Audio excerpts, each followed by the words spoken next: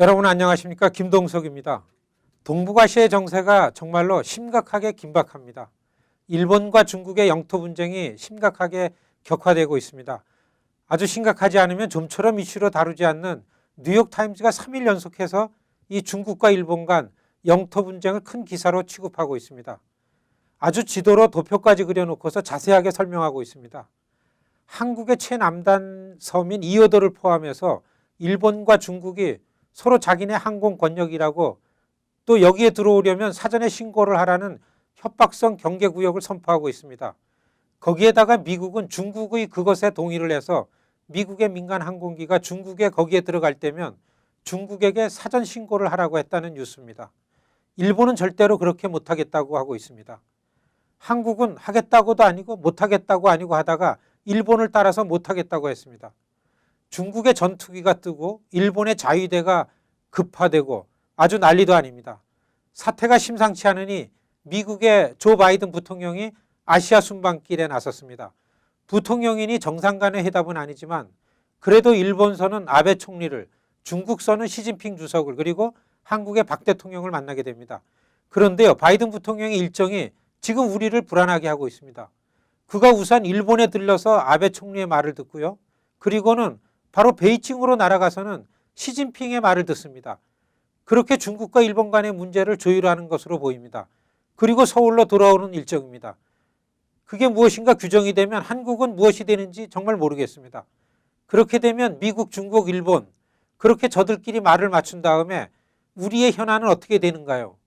한국도 중국, 일본과 심각한 분쟁 중에 있음이 확실한데요.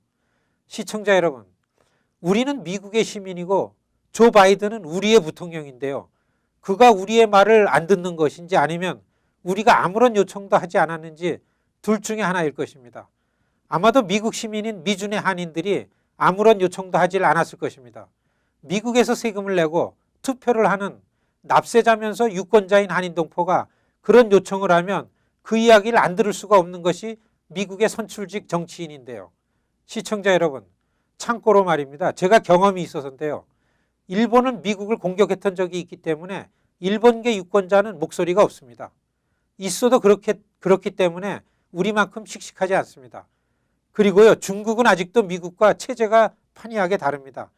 체제상으로는 중국이 미국의 적국이라 해도 틀린 말이 아닙니다. 중국은 아직까지 공산주의 정치체제입니다. 그래서 한국, 중국, 일본 세 나라 중에서 미국서는 한인들이 가장 막강합니다.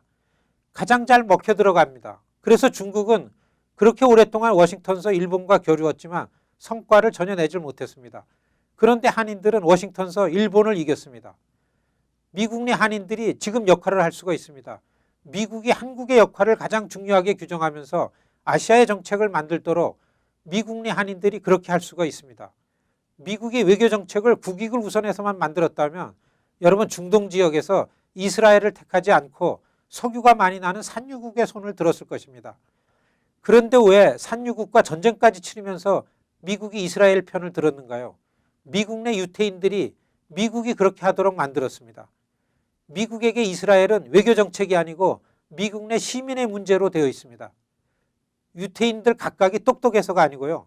미국 정치인들에게 기부금을 많이 내고 투표를 많이 하기 때문입니다. 유태인들은 서로 예루살렘이나 텔아비브에 가서 이스라엘의 정치인을 사귀지 않고요.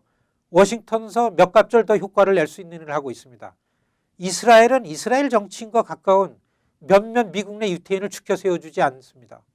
미국의 유태인들 전체를 가장 중요하게 여기고 있습니다. 이게 미국 한인들과의 차이입니다. 시청자 여러분, 미국이 지금 힘이 좀 빠져서 맥을 못 추는 것 같지만 여전히 미국은 군사 안보면으로는 세계 최강입니다. 여러분, 오바마 대통령이 심각한 표정으로 고개를 한번 쳐들면요, 시진핑 주석이 움찔하지 않을 수 없는 것이 현실입니다. 전문가들의 글과 만평이 아직 이렇다고 합니다. 일본이 아무리 강짜를 부려도 오키나와의 미국 항공모함에서 손짓 한번 하게 되면 누가 되었건 일본의 총리는 10분 안에 응답하지 않을 수 없답니다. 이게 세계 속의 미국입니다. 우리는 그러한 미국의 시민입니다. 미국의 유권자요, 그리고 납세자입니다. 그러니까 우리가 미국과 한국 간의 관계의 질을 얼마든지 만들어갈 수가 있습니다. 한인 여러분, 미국의 유력한 정치인들이 일본에 대해서 꼭 한 가지는 짚고 넘어가야 한다고 합니다. 그게 뭐냐 하면요. 역사의 진실 문제라고 하면서요. 바로 일본군 위안부 문제입니다. 그것은 미국 시민이 문제를 제기했기 때문입니다.